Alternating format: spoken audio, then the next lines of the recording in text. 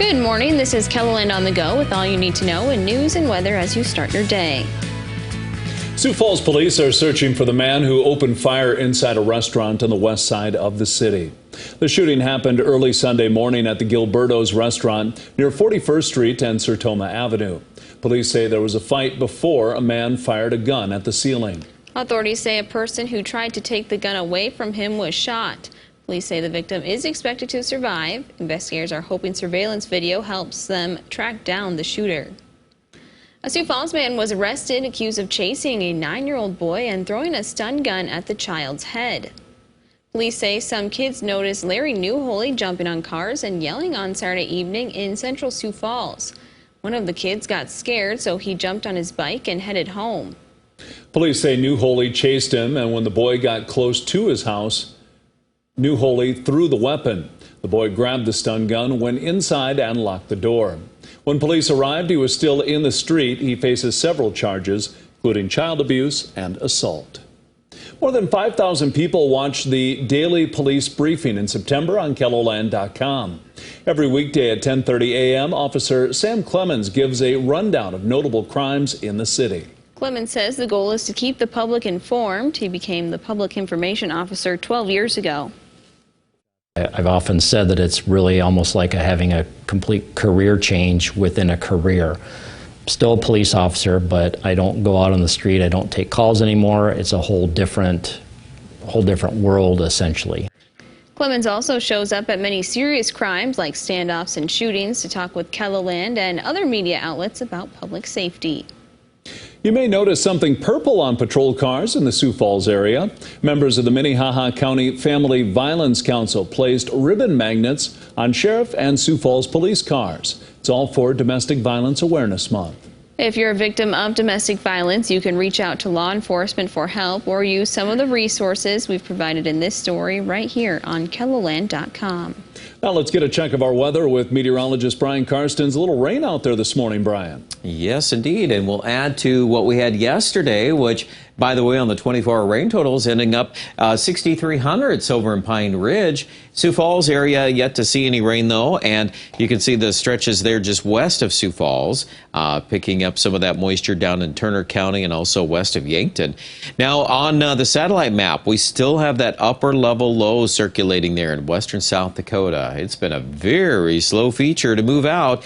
So as long as it's holding in the neighborhood today, we're going to brew up some more scattered rain out there, and that's in our forecast. Basically, all parts of Keloland having a chance of rain today. Sioux Falls area, that'll be about a 50% chance this afternoon. We'll talk more details on weather coming up. Thanks, Brian. Cliff Avenue between 49th and 56th Streets have opened to 4-lane traffic. The summer project was completed earlier than expected. The addition of the 4th lane has changed how the section of busy Cliff Avenue looks. Residents say they'll miss the trees that were removed on both sides of the street to make room for the 4 lanes. Digital reporter Ray Yost has a story on the project in a Keloland.com original online now. Sioux Falls has seen more than $1.7 billion worth of building permits so far this year. That's more than last year at this time, and you might remember 2021 set a new record of more than $1 billion worth of permits. So far, the city has issued more than 9,000 permits, which is nearly double compared to the last 2 years at this time. Apartments, offices, schools, and other commercial projects are fueling the increase. Sioux Falls is also seeing about twice as many residential projects this year compared to 2021. Over 80 veterans made their way to Washington, D.C. over the weekend to see the memorials built in their honor. After a welcome at the airport, the veterans and their guardians' first stop in the nation's capital was the Air Force Memorial. John DeGroat says he went to Vietnam in 1968 and 69 and spent time as a crew chief on an F-100. Out in the hot and in the open all the time, working and sending the airplanes off, and when they came back, you had to service them and get them ready again. The veterans also visited memorials dedicated to other branches of the military, including the U.S. Navy Memorial and U.S. Marine Corps War Memorial.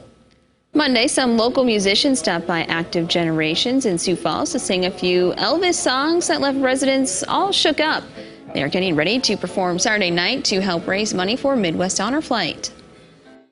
We now have taken over 1,000 vets in 13 missions out to Washington, D.C. for one final tour with honor. The tribute to Elvis is this Saturday night at 7 o'clock at the Sanford Barn. There will also be a silent auction. Tickets are $20 per person. In its second year of competition, the Downtown Pork Showdown, which happened throughout the month of September, is ready to crown another champion. The winner will be announced at 10 o'clock this morning. That's a look at some of our top stories. Now let's get one last look at your weather with meteorologist Brian Karstens. Brian? All right, tracking that rain today, that first little strip there running from Yankton to Sioux Falls. We've had some additional rain, too, on radar in western South Dakota, and these areas will likely kind of redevelop here through the afternoon, and then we could even see some thunderstorm cells, a couple of those scattered in the south central and the southeast. I do expect Sioux Falls area to continue chances of rain this evening, followed by a general decrease in the rainfall trends from northwest to southeast as we head through tomorrow morning. And then on Wednesday, we pick up a northwest breeze.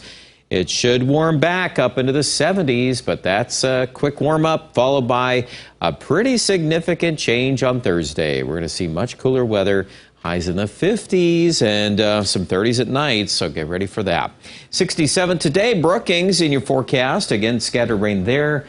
That's also true for Huron, Mitchell, Chamberlain, and Winter. I would expect here on the 7-day forecast, though, a lot of that rain will diminish tomorrow morning in Sioux Falls. Look at Thursday and Friday, highs in the low to mid 50s, lows at night probably dropping into the 30s. One of those two mornings, probably Saturday morning, more likely based on some brand new data coming in this morning on frost or freeze weather. Again, with low 30s, we'll kind of continue to watch that. I would expect some 20s to sneak into Aberdeen and Watertown, possibly both Friday and Saturday morning. After that, though, the weekend will recover. Nice fall weather in the 60s for afternoon temperatures. The Pier forecast also dries out for the weekend. It's not quite as chilly there either.